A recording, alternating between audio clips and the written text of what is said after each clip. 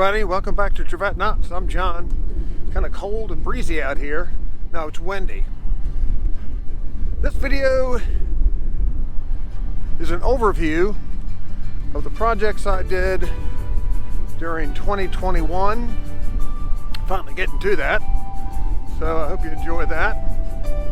And then finally at the very end, I'm going to do a tutorial on one of Dave Warlow's Celtic knot designs, which I really like, and a smaller version of it. We'll be using it on the frame that I'm currently working on. So I hope you enjoy it. On to the tutorial and the overview and all that.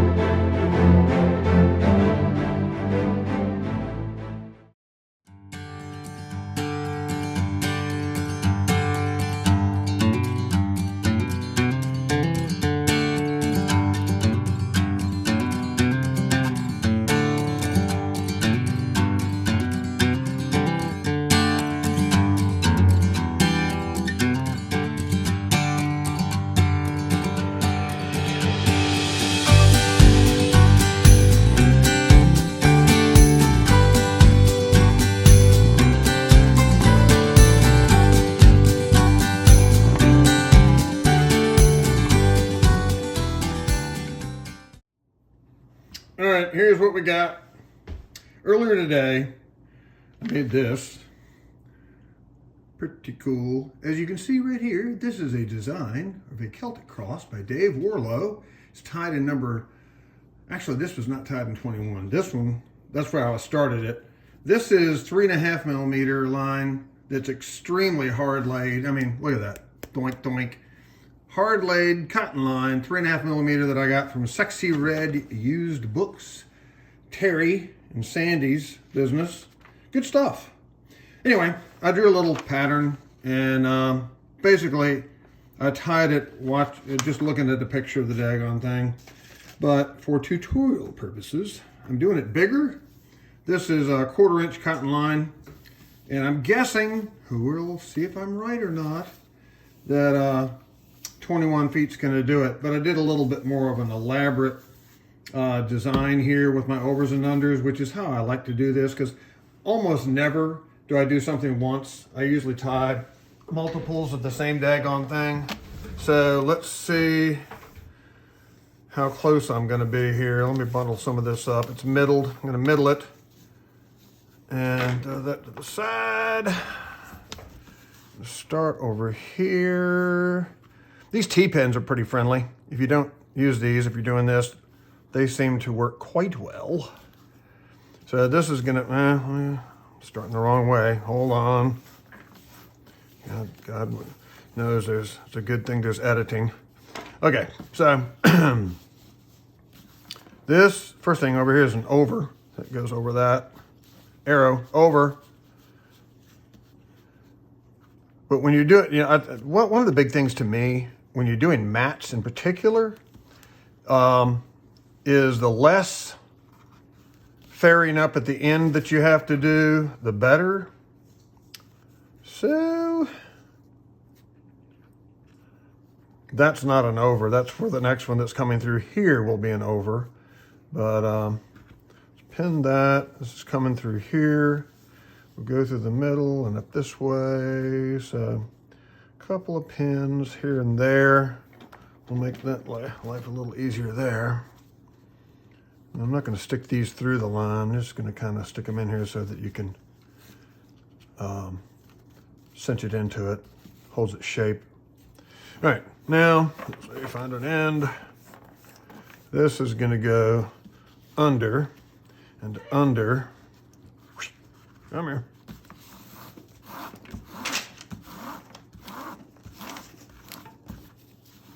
And that. So I think I'm going to temporarily pin this right smack dab in the middle. And this is going to go over here and form the next circle. That's going to go like that. And I just tuck it under here. And I know that's going to work. I'll pin that in the middle. So, yep, that should work. Then, back around, we're going through the middle of this one, even though they were not there yet. This is going to go over. And there's some lines that, the reason I do this, the most important part is in the center. I could do this from memory. The part in the middle, I cannot ever remember. So it's going over here, under here, over here, and under here. So under, over, under. And feed it through. This is, well, once you've done this a couple times, this is my third time tying one of these. These particular mats are pretty simple, really. They're not terribly complex, but to get it all symmetrical and well tied, it's tis easier if you draw a pattern. I'm sure there are people that can tie this in the hand. I'm not one of them. I am not that guy. All right, now we're back to the next loop. It's going to go like that, tuck under there, and come here. Oh, you're in the way.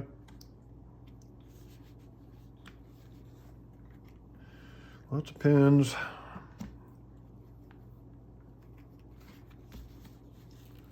That will work. Okay.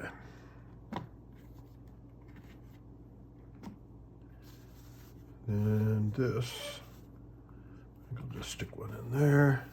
This follows through, and now this one is going to go under, over.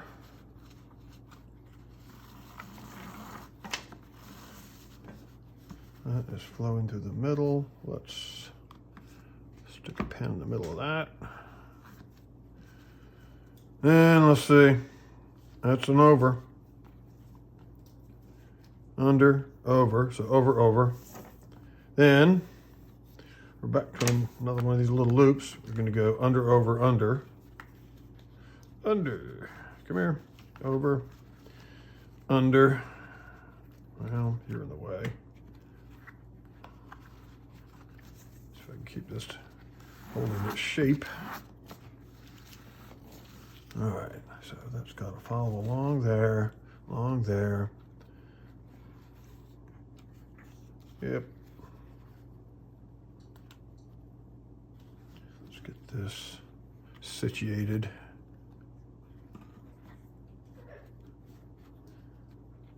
That's looking good. Okay. Now, these are all, need these all to be very symmetrical.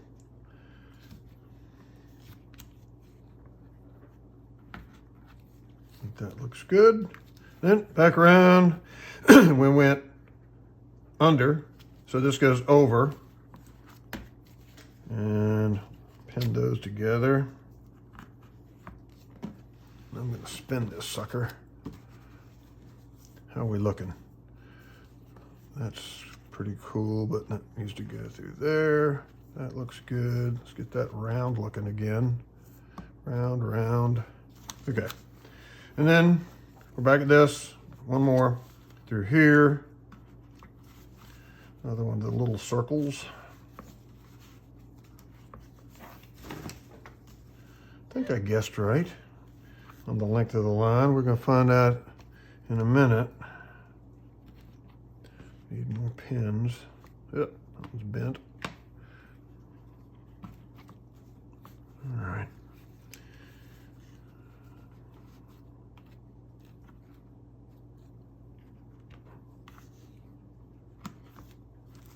Okay. And well, it was close. I may be a little short for 2 passes. We'll see.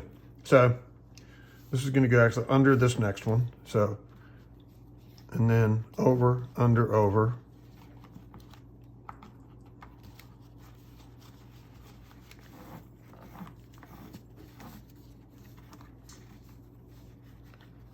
And